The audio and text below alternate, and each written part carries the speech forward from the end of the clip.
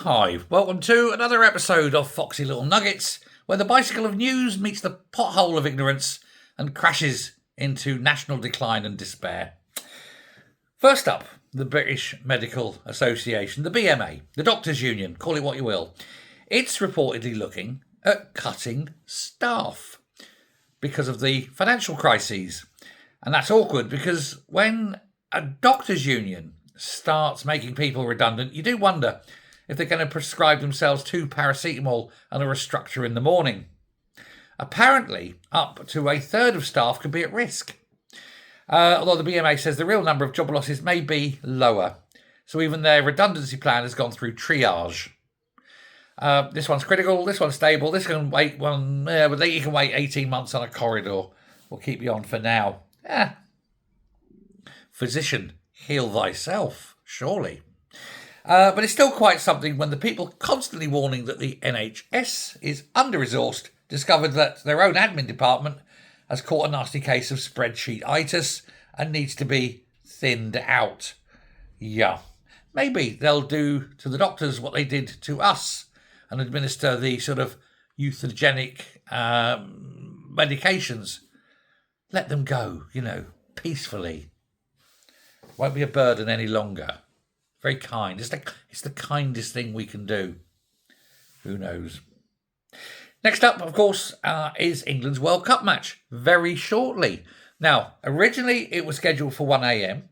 Then there was, for about 5-6 hours, something like that, there was talk about backdating it, to early evening. And then they abandoned that idea because they pointed out the rules don't allow it, and they've gone back up to 1 a.m. And it means pubs in England and Wales will be allowed to stay open until 5 a.m. Whoopee-doo. Finally, and for once, a policy from this government that the public can actually understand. We're not talking about levelling up or fiscal rules, no industrial strategy or anything like that. It's just keep the pubs open, keep the booze flowing, and remain operational until Harry Kane either scores the winner or you go home in disappointment again. We should be used to that. 60 years of hurt. And like I say, there was that confusion over whether FIFA would move the kickoff because of storm warnings. But FIFA, of course, is the only organisation, I think, that can look at thunderstorms, altitude, global scheduling, pub licensing, exhausted fans and said, can we make this worse? And then do their damn best to make it worse. So anyway, Britain is preparing for the traditional natural ritual. 22 men kicking a ball about a field while the rest of us drink and then go home saddened that that's it for another 4 years. Still, if you don't have to go into work in the morning, it's fine. Buckingham Palace still has a little property moment. After this vast, huge refurbishment project, King Charles reportedly says he still does not plan to live there, which, to be fair, is probably the most British housing story imaginable. Hundreds of millions are spent on a house and a building, and the owner says, lovely, but I prefer somewhere else with better parking. But the palace will actually remain a working royal hub. Just the office is where they're still going to be doing stuff. State functions, big meals. A lot of the office will still be used for state. There'll still be tourism, etc. A whole sort of gold curtain experience, I suppose. But not a family home anymore. More WeWork, really, isn't it? With footmen. And honestly, who can blame him? It's an old house. It's drafty. Apparently, it can't ever get warm. The Queen hated it. The Queen actually thought it was awful.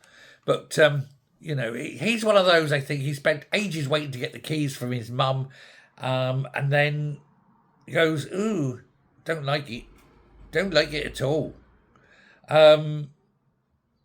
Needs new carpets, bit dry rot. Yeah, I can see him. I think he likes Clarence House where he lives with the Queen. It still seems odd calling her Queen, because to me there's only one Queen. My old boss. But there we go. Anyway, fourthly, Britain is bracing for another heat wave, with parts of Britain forecast to hit the low 30s or even the mid 30s. There may be the odd spot with the high 30s, which means we now enter that special annual period where the country divides into 2 tribes. People saying, isn't it lovely? And others going, cool, could do with a bit of rain. And of course, ice cream sales go through the roof. Nice. There, of course, are the usual heat health alerts. Hosepipe ban's imminent. I'm going to get out and do some watering before the hosepipe ban. And then the usual public advice: drink lots of water because we have to tell you that you're thirsty because you don't know. What a load of rubbish that is. Check on vulnerable neighbours. Absolutely do that, though. That isn't taking the piss. Do check if you've got elderly or infirm neighbours. Just go and check. Give them a knock up. Make sure they're okay. Make sure they're drinking. Don't go out in the midday sun. For God's sake, don't take your animals out. Don't walk your animals. First thing in the morning and then in the evening. Don't do it. It's cruel. And of course, don't attempt to sleep in anything thicker than, say, a shroud. Lay on the bed, not in it, is my advice. Unless you've made peace with your ancestors and are happy to go to the happy hunting ground. But the really worrying thing is that we've become experienced at this now. We're getting used to it, aren't we? We still haven't actually gone out and bought air conditioning or anything, but we are getting used to it. I've got a fan. I've got 2 fans. I've got a little plastic one here now because Iron Maiden, Black Sabbath. I'm a huge metal fan. Got it sitting over there. But there we go. Just go and put the fan on. I'm seriously considering getting AC though because, well, you need it. We've got an and finally. We've got this one, a nice one. It's from Bristol, down in the west there, the West Country, where the historic SS Great Britain, this site is being rebranded as Bristol Dockyards. There's going to be a new museum. It's all going to be updated and made shiny and trying to attract visitors and tourists. Nice. The ship itself, of course, is keeping its name. Nobody panic. Great Britain hasn't been renamed by committee, not yet. Should be SS UK, really, shouldn't it? Give it a week.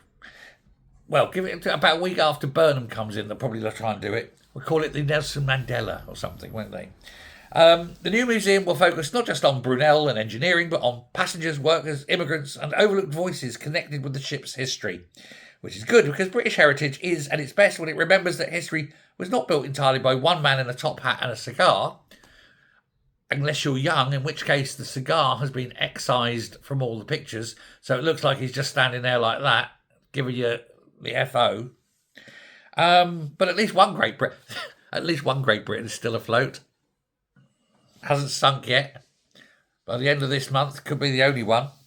So anyway, this Victorian steamship gets a modern refresh. Bristol gets a new museum, bigger cultural attraction, and the rest of us get a reassuring knowledge that life isn't all entirely awful. And so that's it. Foxy Little Nuggets is over. Stay cool, stay hydrated, check on your neighbours, don't walk your dog, and if you are going to watch England, don't stay sober. Come on, England. Let me know what you think. Thanks very much. Bye.